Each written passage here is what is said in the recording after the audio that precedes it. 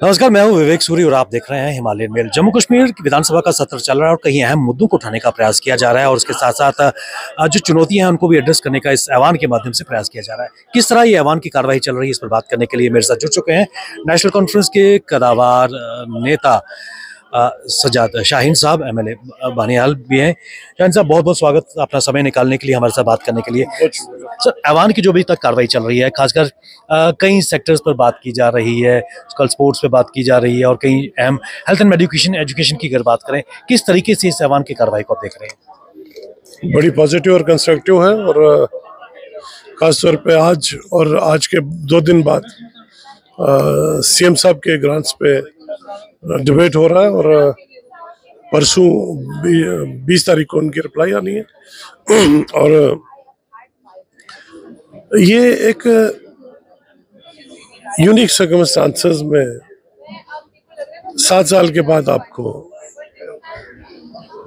Assembly के रवा दवा होने का जो आप मंजर देख रहे हो, ये सबके लिए बहुत एक खुशी का समा है, क्योंकि एक वाहिद फोरम है जहां आप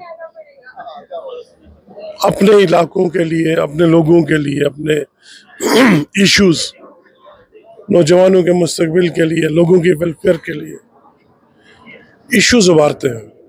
और मैं समझता हूं कि ये अपने आप में एक बहुत बड़ी बात है कि इतने 6-7 साल के बाद असेंबली का शुरू होना और फिर इन हालात में जिन हालात से हम गुजर रहे हैं, क्योंकि इसलिए मैंने आपको कहा बड़े यूनिक सर्कमस्टांसेस, क्योंकि आज तक की तारीख में जितने भी सेशन यहाँ पे लगे वो स्टेट के सेशन लगे और वो स्टेट जो थी वो फुल फ्लैश स्टेट थी, अपने अलग पहचान के साथ, अपने अलग विधान के साथ, अपने अलग झंडे के साथ। आज थोड़ी सी मुख्तलिफ हालात हैं, लेकिन हमें उम्मीद है कि ये वक्त दिस टू शैल पास और एक दफ़ा फिर हमारी जो स्टेटहुड की जो ग्लोरी है वो वापस आएगी और फिर हम सब लोग इस पोजीशन में होंगे कि खुद फैसले ले सकें और जो भी अभी कठिनाइयां हैं, जो मुश्किलात हैं, वो ओवरकम होंगी और लोगों के लिए उनकी मंशा के मुताबिक, उनकी ख्वाहिशात के मुताबिक, उनकी उम्मीदों के मुताबिक ये हुकूमत पूरा खरा उतरने की कोशिश करेगी। शाहीन साहब, एक चीज़ मैं जानना चाहूँगा, जम्मू कश्मीर में एक लंबे अरसे के बाद इलेक्शन पिछले साल हुए हैं, नेशनल कॉन्फ्रेंस लेड सरकार अभी चल रही है और ऐसे में अभी भी ये माना जा रहा है कि जो ब्यूरोक्रेट्स हैं अभी भी वो उसी हैंगओवर में नजर आ रहे हैं। इसलिए मैंने कहा कि यूनिक सर्कमस्टांसेस हैं और पहली दफ़ा एक यूनियन टेरिटरी की असेंबली है, एक अलग माहौल से निकल के आए हैं। थोड़ा सा वक्त लगता है हैंगओवर ख़त्म होने में, आपने खुद ही बता दिया, लेकिन इंशाल्लाह एक कोऑर्डिनेशन के साथ ब्यूरोक्रेसी को हुकूमत के साथ चल भी रही है और चलना भी चाहिए और चलना भी पड़ेगा, ताकि हम दोनों मिलके ब्यूरोक्रेसी और पॉलिटिकल एक सेटअप जो है एक ऐसा जॉइंट मैकेनिज्म बनाकर लोगों के वेलफेयर के लिए, इस रियासत की उन्नति के लिए, इसकी तरक्की के लिए, इसकी खुशहाली के लिए, नौजवानों के बेहतर मुस्तकबिल के लिए काम हो और उनकी अपेक्षाओं के मुताबिक काम हो। लेकिन भारतीय जनता पार्टी की तरफ से आरोप लगातार लगाया जा रहा है कि सदन में जो ऑनरेबल स्पीकर हैं उनका जो रवैया है बायस है टुवर्ड्स द गवर्नमेंट, क्या कहेंगे? देखिए, बीजेपी के पास मैं ये समझता हूँ कि इस तरह के नॉन इश्यूज को इशू बनाना, उसके अलावा है कुछ नहीं, क्योंकि अगर ये बात ना करें, लोगों की अटेंशन इस तरफ डाइवर्ट ना करें, तो सवालिया निशान इनके उस कार्यकाल पे पड़ता है जिस कार्यकाल को इन्होंने गुजार के इस रियासत को इस दहाने पे पहुंचा दिया। और आज हम हैरान होते हैं अपने बीजेपी के जो हमारे कुलीग हैं, जब वो खुद एडमिट करते हैं कि जो माइंस हैं, हमारी जो नेचुरल रिसोर्सेज हैं, उनको लूटा जा रहा है। वो लूटने वाला कौन? बाहर के लोग, हमारे भाई हैं, दुश्मन नहीं।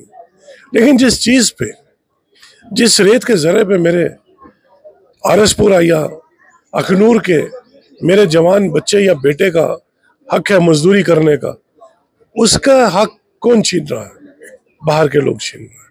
और ये लोग हैं जिन्होंने इस चमन को लूटने में कोई कसर नहीं छोड़ी। और किस लिए लुटवाया? बीजेपी के अहंकार के लिए, बीजेपी की एरोगेंस के लिए, बीजेपी की छोटी सोच के लिए कि हम इसका विधान सम्मान खत्म कर देंगे और फिर हम पॉलिटिकल अपना एक जो एजेंडा है वो पूरा करेंगे।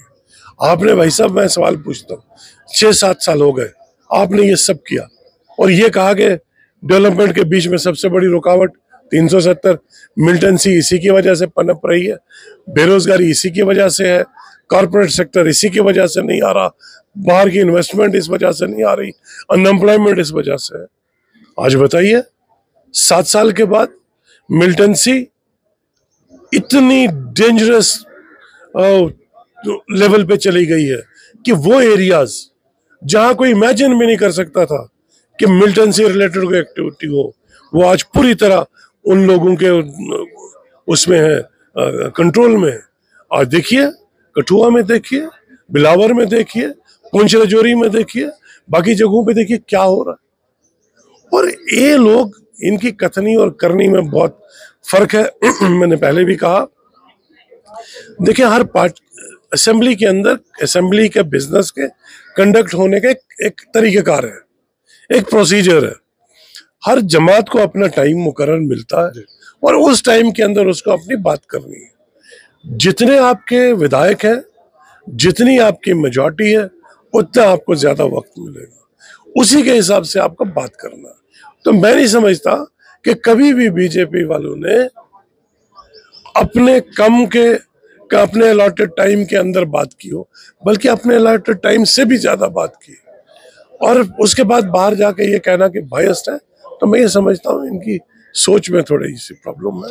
सर, युवा आज भी प्रोटेस्ट कर रहे थे। फायर एंड इमरजेंसी सर्विसेज के यूथ आज भी प्रोटेस्ट कर रहे थे।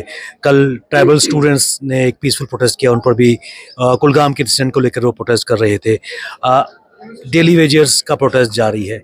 जो वायदे लगातार पिछले 8-9 साल से लगातार डेली वेजर्स के साथ सरकारें करती आई हैं, उसको क्या कहेंगे? देखें, जहां तक युवाओं के प्रोटेस्ट करने का ताल्लुक है और कुलगाम के इंसिडेंट का और फिर डेली वेजर्स का, तो ये लाठीचार्ज, मैं ये समझता हूं कि कुलगाम के इंसिडेंट थोड़ा सा डिफरेंट है। उसको हम सबने कल हाउस में भी कंडेम किया और फिर जिस तरह से हाई हेडेडनेस और लालचनेस का मुजाहरा वो ऑफिसर जो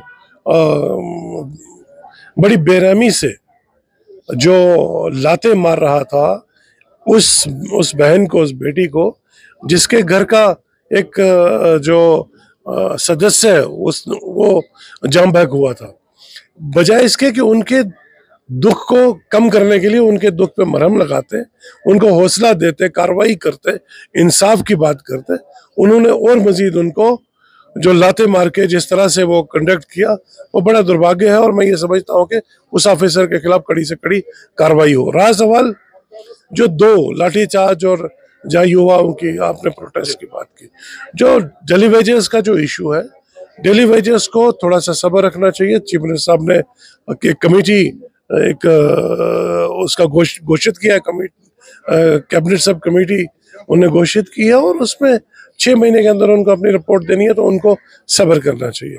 रहा सवाल यूथ को, तो थोड़ा सा इनको हमको वक्त देने की जरूरत है। अभी 4-4.5 महीने हुए हैं और 4.5 साल बाकी हैं और उनको यकीन रखना चाहिए कि यूथ के लिए हम उनकी एस्पिरेशंस, उनका हक उन तक पहुंचा के ही दम रखेंगे। बहुत बहुत शुक्रिया सर, हमसे बात करने के लिए। नेशनल कॉन्फ्रेंस के कद्दावर नेता सज्जाद शाहीन साहब हमारे साथ मौजूद थे, हमसे बात की। आपका बहुत बहुत शुक्रिया।